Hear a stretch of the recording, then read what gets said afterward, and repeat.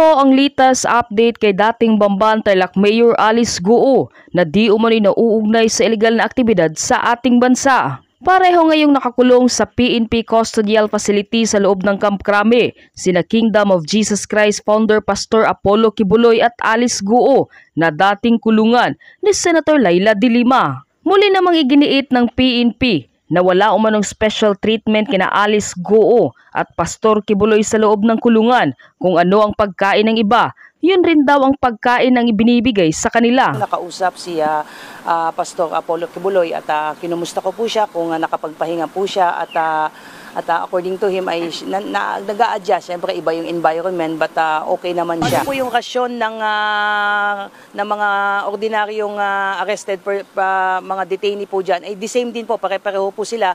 Kanina pong mga alas 6 ay na-deliver na po yung almusal po nila. Samantala ipinakita sa Senate hearing nitong Lunes ang litrato ng staff ni Alice Guo na si Catherine o Kath Salazar.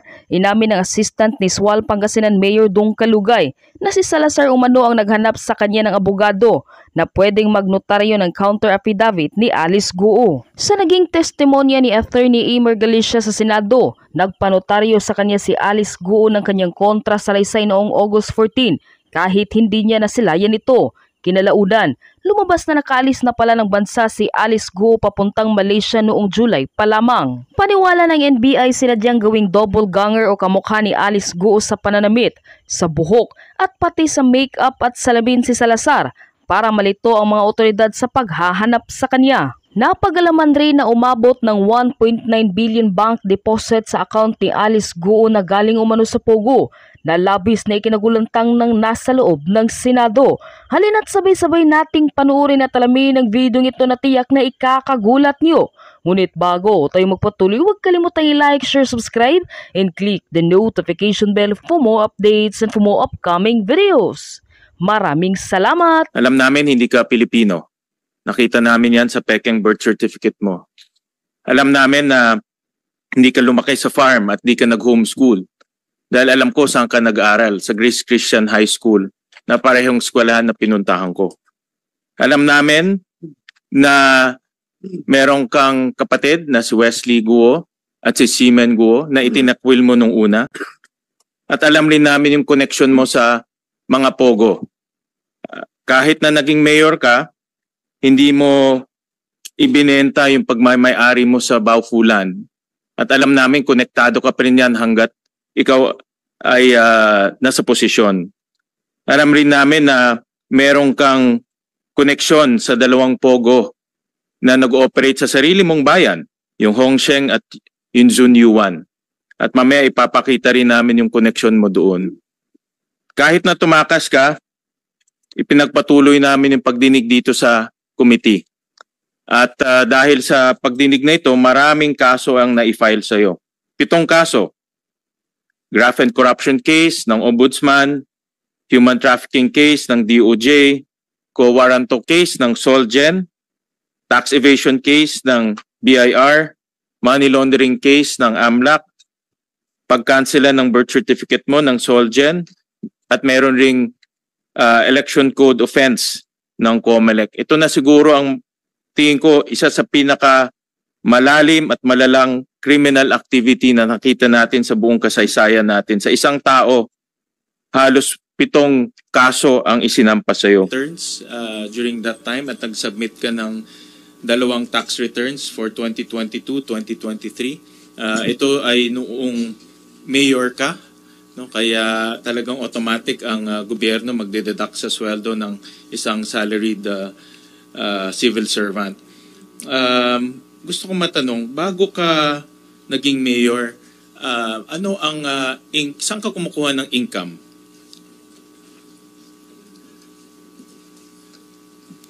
Anong source ng income? Sa business po. Sa business. Anong business yun? Piggery po.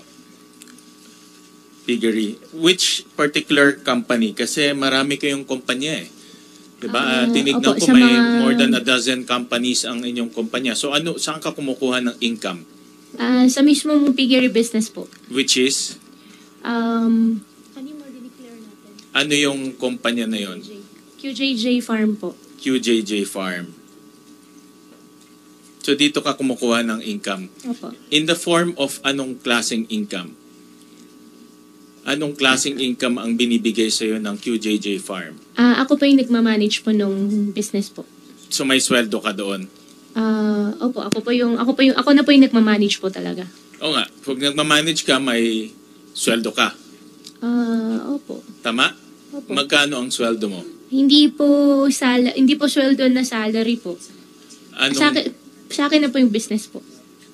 What do you mean? Linawin mo yung sagot mo, Miss Go. Kumukuha ka nagmamanage ka ng QJJ Farm? Diba? This is your family business? Meron ka bang sweldo na nakukuha sa kanya? Hindi po siya exactly sweldo po kasi parang sa akin na po siya, ganun. So, anong klase? May dividendo ka ba nakukuha sa kanya? Sa business, sa business po, doon na po kumukuha ng pang expenses ko rin po. Magkano ang kinukuha mo every month? Wala po siyang More or less lang. Bigyan mo lang kami ng ballpark figure. Wala naman pong more or less po. Pagka may kailangan po. For example lang, in the last, bago ka naging mayor, the last 12 months bago ka maging mayor, magkano kinukuha mo? On the average lang. More or less lang, bigyan mo lang kami ng idea. Opo, kasi ikaw nagmamanage yan, ikaw may-ari nun. Diba? So, kaya mong diktahan kung magkano pumupunta sa'yo, whether through income or through dividend. So, magkano nakukuha mo? Wala pa ako may bigay po na exact po. Basta pag kailangan po, kumukuha po ako dun. May ano ba? 50,000, 100,000? More or less lang. Hindi ko po sure sa Pero kumukuha amount. ka doon. Opo. Okay. Nung kinukuha mo yung binabalik mo? O sa'yo na yon?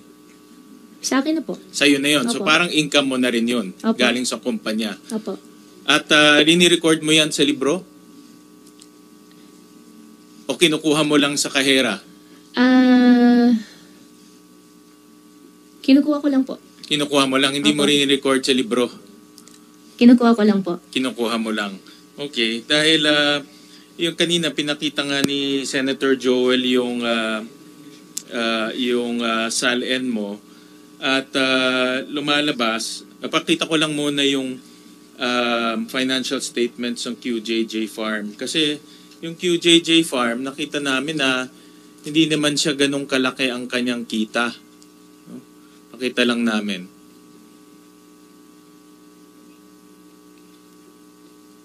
Yan. So, in yan, medyo mabagal ang internet. In 2022, negative 954. In 2021, 81,000 yung kanyang net income. So, yan yung kanyang kita, no? Sa QJJ Farm na sinabi mo yan ang main income source mo. Pero ang iyong SALN, ang net worth mo is 177 million. So, inaano namin pinag-aaralan namin saan galing yung income stream mo. No, dahil meron kang net worth of 177 million. Pero ang QJJ Farm ay at the very least maliit lang yung kanyang kita. Kita lang namin Ito.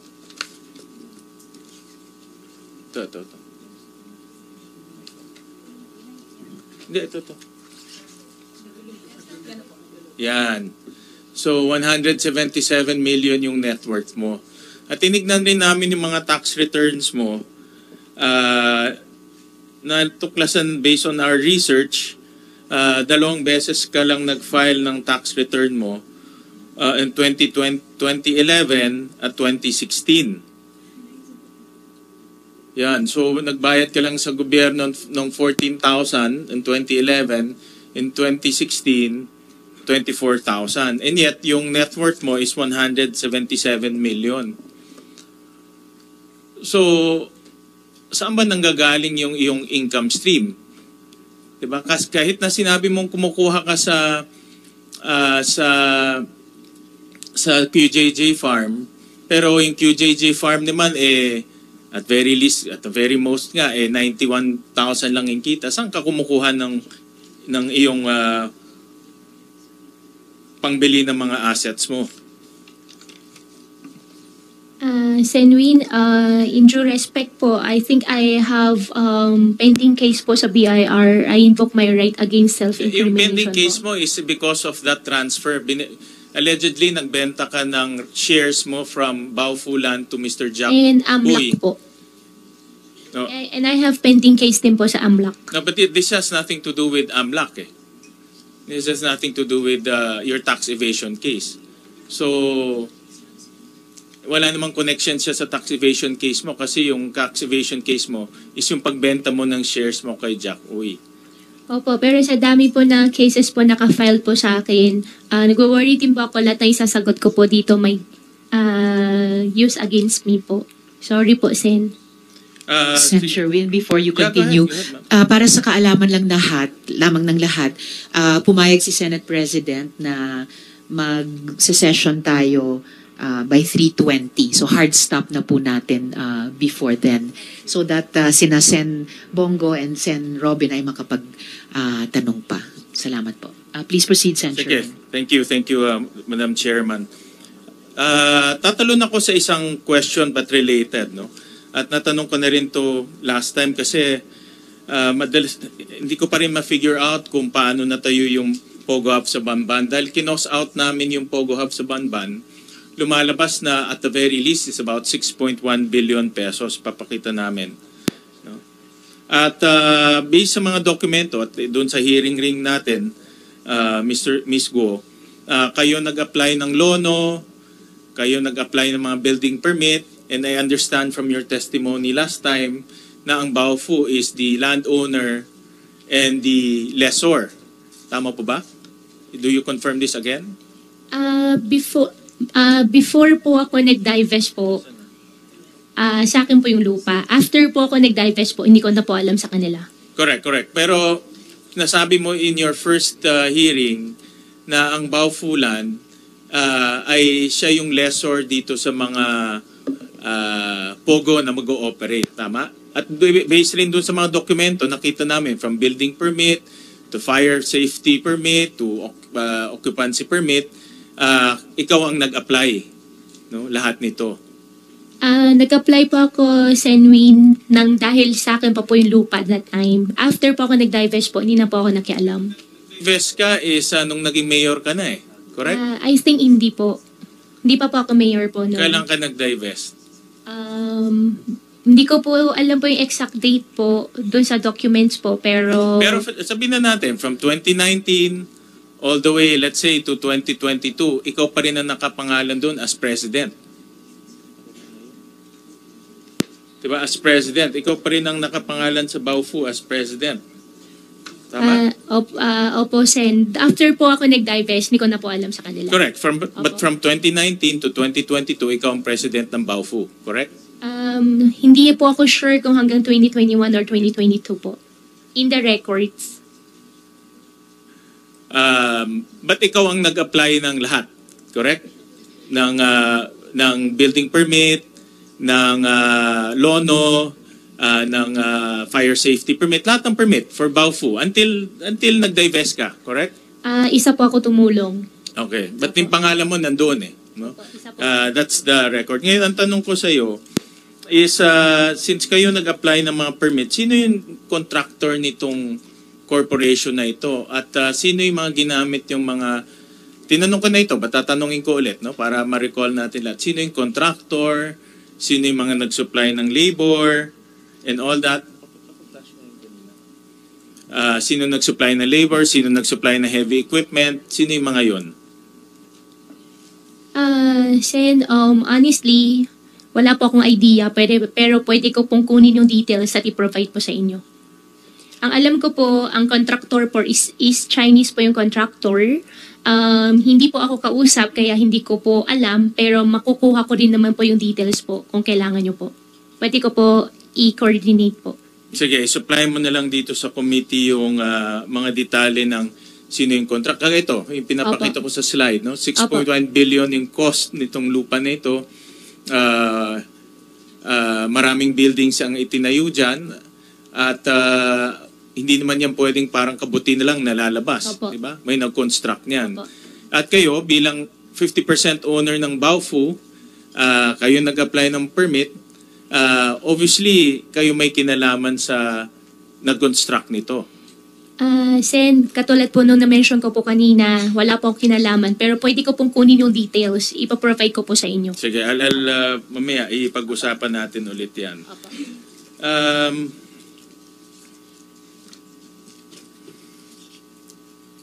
Sino ang nag-finance nitong pakibalik nga yung ano. Sino nag-finance nitong Pogo sa Bamban? Sino nag-finance, sino nagpasok nitong billion peso para matayo yung Bamban na Pogo Hub? Sen, after ko po nag-divest, hindi ko na po alam. Pero before po ako nag-divest po, yung isang Chinese po ang nag-approach po sa akin. So, sino yung Chinese na yon? Isa rin po siya incorporator po ng Baofu po. Anong pangalan niya? Yung Huang po. Give us yung complete name. Ipaprovide ko po. Huang ano? Ipaprovide ko po. Yan ba sa incorporation papers? Si Wang Zhiyang? Isa po siya doon sa incorporation papers po. Si Wang Zhiyang? I think so, opo. I think so o hindi? Yun lang naman. Opo, siya po yung kausap. Siya po yung incorporator, opo. At siya rin ang nag-finance nito? Hindi ko po alam kung sino pa po nag-finance. Basta siya lang po yung alam po namin. Pero siya ang kausap mo dito para ipatayo itong Pogo Hub sa Bamban? Initially, hindi naman po Pogo Hub ang usapan. Ang initial po, housing po. Kaya yung lupa ko po ang gagamitin. After po nag-iisip po sila ng ibang types of business na po, umalis na po ako. Paano ka, sige, babalik ako dyan ha. But sinabi mo kasi kanina na si Wang Zhiyang ang nag-finance nito. Sen, hindi ko po sinabi siya po nag-finance. Ang sinabi ko po, siya po yung kausap po namin. Sino nga nag-finance? But yun ang kailangan namin malaman kung sino ang mga taong nasa likod nito eh. Diba? Hindi ka nagbibigay ng sagot sa amin eh. No? Hindi naman parang pera babagsak lang sa langit at magtatayo ng Pogo Hub sa Bamban. Meron nagbigay ng pera nito. Sino yung nagbigay ng pera? Sen, very cooperating po talaga ako. At na-mention ko rin po sa inyo kanina, kukunin ko po yung details po doon sa mga contractor. Then yung contractor iba. Yung contractor yung binayaran mo. Wala pa akong binayaran na contractor po, Sen. Yung contractor iba yun. Mamaya papakita ko yan. Yung binagsakan ng pera, yung pinanggalingan ng pera, saan galing yun? Hindi ko po alam, Sen. Hindi mo talaga alam? Hindi ko po talaga alam. Okay, sige. May papakita kami. Ito. Kasi based sa mga news reports, may mga nabasa akong news reports, may mga nabasa akong based on our research at news reports sa mga sinasubmit dito sa amin na from 2018 to 2024, 1.9 billion pesos ang pumasok sa accounts mo. Papakita ko ngayon. And this is based on sa mga news reports nakita namin. Kung makikita natin, noong mga unang panahon, wala namang pumapasok sa accounts mo. Pero pumasok sa account mo between 2018 to 2024, 1.9 billion pesos, of which 666 million in cash at 1.2 billion in check. Sinabi mo, kumukuha ka ng income sa QJJ Farms. Nakita namin walang income in QJJ Farms. Tinatanong ko sa iyo kung magkano kinukuha mo doon. Ayaw mo sabihin kung magkano kinukuha mo ngayon. Pero sa aming pag-analisa, hindi kaya magbigay ng QJJ Farms ng 1.9 billion pesos sa iyo in the span of 6-7 years. Ngayon, ang tanong ko sa iyo, saan galing itong perang ito? Since may mga kaso na po final po sa akin, I invoke my right against self-incrimination. Anong kaso yung po. mga final sa'yo? Ang final po sa akin, AMLOC, final po sa akin sa BIR, I think 7 cases. Yeah, pero wala and- naman to connection and more. sa mga kaso mo eh. Magpa-file, alam ko hindi po ako nagkakamali, may file din po sila ng tax evasion po. But the tax evasion nga is pag-transfer mo ng shares to Jack Uy. No, ito, iba naman to eh. Wala namang connection to sa tax evasion. So ang tanong ko sa'yo, saan galing itong perang to? Since may AMLOC na po na file po, I refuse to answer po. Sorry po talaga. Isa pa, kanina pinakita namin yung QJJ Farms ay maliit lang yung kita niya. Pero natuklasan din namin, again, sa mga news reports to, sa mga news reports, sa mga research namin, na between 2018 to 2024, 3 billion ang pumasok sa QJJ Farms, of which 1.2 billion in cash at 1.7 billion in check. At ito, pag i-add ko yung kaninang sinabi ko, tsaka ito, almost 5 billion na. Malapit na ito doon sa halagang ginamit sa pagpapatayo sa Bambang Pogo Hub. Pag titignan mo rin yung timing, 2017, 2018, 2019, lahat to eksakto kung kailan pinatayo yung Bambang Pogo Hub. Ang QJJ Farm, sino ang presidente? Bakit? Sen, I think regarding po dyan, But who's the president ng QJJ Farm? Sino ang president? ako po yung president. Kayo ang president ng Opo. QJJ Farm, di ba? Opo. Kanina sabi mo, you also manage and control dahil nakakakuha ka ng pera doon. Opo. Definitely, alam mo rin, may pumapasok na pera doon.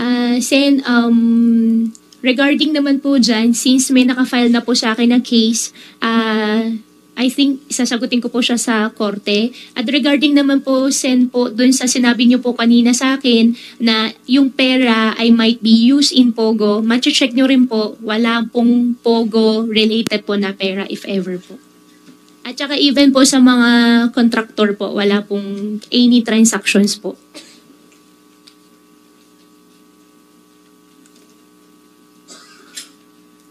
Itong pera na ito, never to pumunta sa mga contractor, sa mga Pogo, never yan pumunta? Sen, wala po akong business na Pogo. Kaya wala rin po ako Hindi ba ito pinagawa po na pumunta, Pogo. itong perang to, hindi ito pumunta sa pagpapatayo ng Pogo sa Bamban? Wala po Kasi akong yung timing, Pogo. perfect timing, yung pagpasok, balikan natin yung kanina. Opo, Sen. Mache-check nyo naman Yung po. pagpasok ng pera, eksakto 2018, 2019. Sa farm, ganun rin, 2018, 2019. Yan ang eksaktong pinatayo yung Pogo Hub sa Bamban. Kung hindi po ako nagkakamali, nag-umpisa po yung Pogo Hub po sa Bamban po year 2019 kasi Yes, pandemic year. Correct. Yeah. Pero wala po akong Pogo business po at wala rin po akong pinatayo. Okay. Mache-check nyo naman din po niyan, Sen. Okay. Opo. Sorry po talaga. Sabi mo kanina na hindi ka konektado doon sa mga contractors or sino nagpatayo ng Pogo Hub sa Bamban. Pero tinignan din namin yung accounts ng Baufulan, no? Of which ikaw ang presidente, tama? Ng Baufulan? Hindi po. Wala po akong pinirmahan na any bank Hindi. documents po Oo ng nga, but Baufu. ikaw ang presidente ng Baufulan, tama?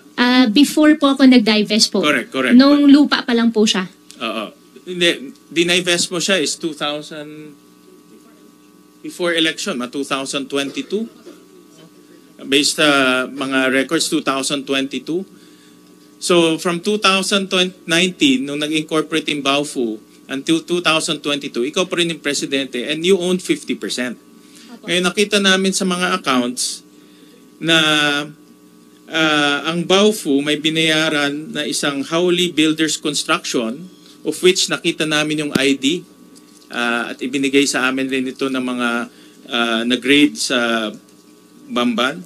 At meron rin kaming nakita Max Gear Construction Supply, no, na binayaran nitong Baufulan.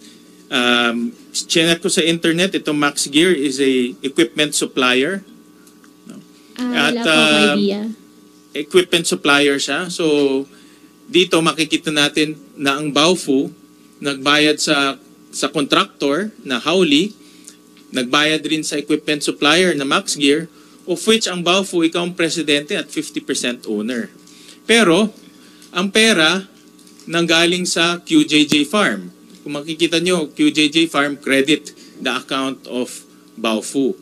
So, ang ibig sabihin nito, ang perang pumasok sa QJJ Farm, kaninang pinakita namin 3 billion, pumunta dito sa Baofu at binayaran ni mga contractor. Ito yung matagal na namin ni Sen. Risa hinahanap because honestly, na dead end kami dito. But based on our research, ngayon, natitrace na namin saan nanggaling ang pera, sino yung mga contractor, at definitely yung pera bumagsak sa kumpanya nyo, QJJ Farm, at bumagsak sa personal account mo as Alice Guo. Sen, hindi ko po siya masasagot kasi wala po akong matandaan. Ido-double check ko po pero wala po akong maalala na may ganun transaction po. Paano hindi mo maalala? You're the president in 2020. Nag-divest ka lang dyan before you became a mayor noong 2022. Opo, Sen. Pero dun sa account po ni Baofu, never po ako naging signatory. At never po ako sumali po sa pag-open po ng account ng Baofu. Imposible naman yun kung ikaw ang presidente, hindi mo alam kung saan pumupunta yung pera. Pero definitely, alam natin na galing sa QJJ Farm yung pera. Ang pagkakatandaan ko po, wala po ako naalala na may pera po na galing sa QJJ. Ito-double check ko rin po. Yan naman yung standard na sagot mo, no? Wala kang maalala, i-check ko sa records ko. So, but itong records na ito, official to. Itong records na ito, hindi naman magsisinungaling dahil ibinigay ito sa committee at tinagpi lang namin to para makita namin yung totoong larawan. Dahil yan importante sa amin, malaman namin kung saan nanggagaling yung pera.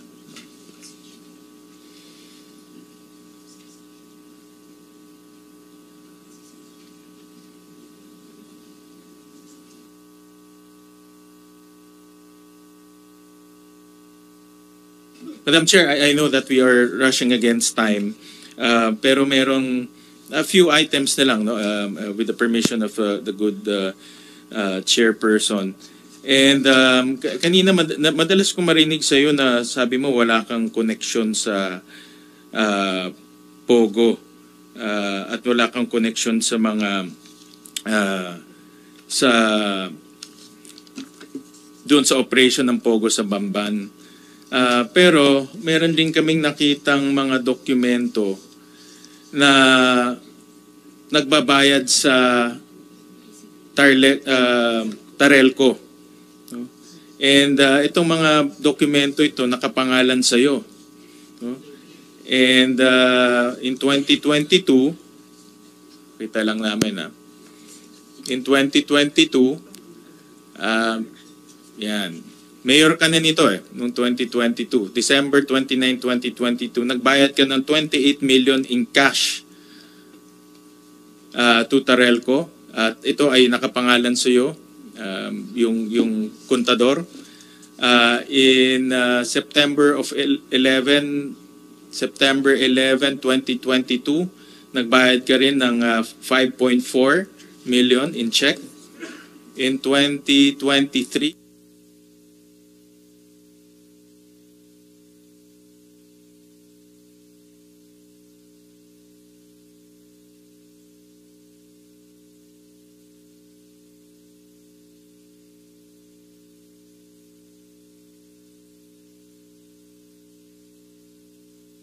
bago lang to. January 4, nagbayad ng 3.4 million in check, in cash. And in January of 2024, 5.3 million in check. Paki-flash lang in 2024. Is that the 2024? Okay. So mayor ka nito.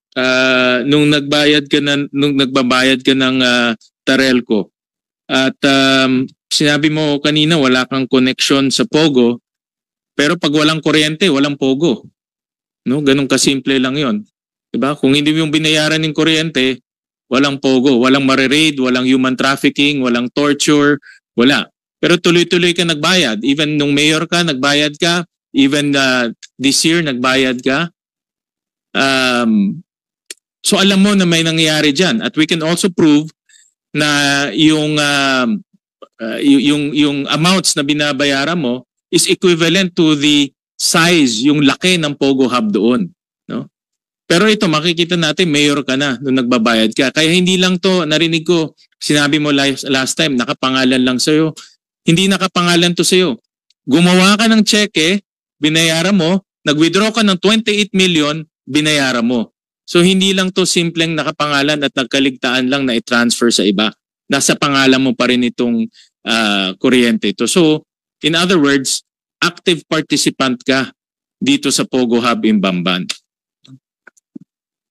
Sen, dahil po may nakafile po sa DOJ na human trafficking po, I refuse to answer the question po. Sorry po.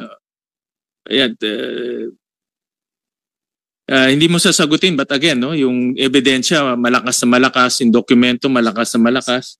Kahit hindi ka magsalita, it will speak for itself, sabi ng ating chairperson. Dahil madalas kong maririnig sa'yo, hindi ka active participant dyan. And lastly, Madam Chair, kaya pa ba ng... One last question, Mr. Chairman, because Sen Bongo is also going to question. Yes, one last point, Mr. Chair, because it's connected to this. Nakita rin namin sa aming mga research at doon sa mga dokumento, dahil alam nyo, actually itong mga dokumento sa likod, Ms. Go, ito yung mga dokumentong pinapadala dito at binabasa namin lahat yan at tinatagpi-tagpi ho namin. Kaya hindi simpleng trabaho po yung ginagawa namin at ng komite. At nakita rin namin na ginamit mo rin yung mga kumpanya ninyo para bayaran diretso yung kuryente ng Pogo Hub sa Bamban gamit ang inyong mga korporasyon. So papakita namin dito, for example, in 2020, ang QJJ Farm nagbayad ng kuryente in different dates diretso sa Terelco. In 2021, 2022, ang QJJ Farm rin nagbayad in those amounts rin, iba-iba, no? May 1.3 million, 5 million, diretso to Terelco. In 2023, no, yung QC Genetics, nagbayad rin ng different amounts, no? 6 million, 2.6 million, diretso to Terelco. Sino ang presidente ng QC Genetics? Ms. Alice. Ako po. Kayo ang presidente ng QC Genetics. So in other words, nag-transfer ka ng pera kasi pumasok sa iyo yung 1.9 billion eh. Tinransfer mo sa QC Genetics at binayaran niya yung kuryente ng Pogo Hub sa Bamban. Wala pong pumasok na 1.9 billion, Your Honor. At for that question po, I invoke my right po. Gawa po ng meron na pong pending po ng human trafficking po na related din po dyan sa issue. Kaya hindi ko na po sasagutin po At dito. gusto ko rin i-point out, 2023, mayor ka na nito. No? Presidente ka ng QC Genetics, mayor ka na ng Bamban, pero ginagamit mo yung kumpanya mo to bayaran yung Pogo Hub sa Bamban. At in QC Genetics, tinignan rin namin sa SALN mo, hindi naka-declare yung equity participation mo in QC Genetics. So ang punto ko dito, ang punto na gusto kong i-emphasize, Madam Chair, na may active participation ka. Nagbabayad ka ng kuryente. Yung kuryente, yan ang isa sa pinakamahalagang aspeto ng Pogo Hub. Dahil kung walang kuryente, hindi tatakbo lahat yan. Kaya yung statement mo na madalas mo marinig na wala kang participation, base sa dokumento, active participant ka at ginagamit mo pa yung family businesses ninyo para pondahan nitong Pogo Hub sa Bamban. No, yun po ang aking gustong i-emphasize, Madam Chair. Any comments to that?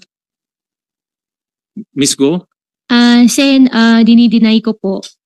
Uulitin, yung doon pa rin ako nakastick doon sa statement ko po na hindi po ako involved dyan sa Pogo. In fact, ngayon nga po, kung di po ako nagkakamali, may forfeiture nga po ng property nga po nung Pogo. hindi rin po ako interested kasi hindi naman po talaga siya akin. Pero hindi ka naman pwedeng hindi mo naman choice yung kung interested ka o hindi.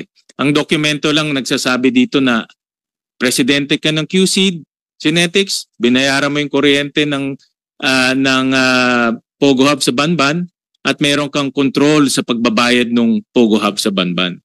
For that po, since meron na pong human trafficking case po sa DOJ po, I refuse to answer po, Sen. Sorry po talaga.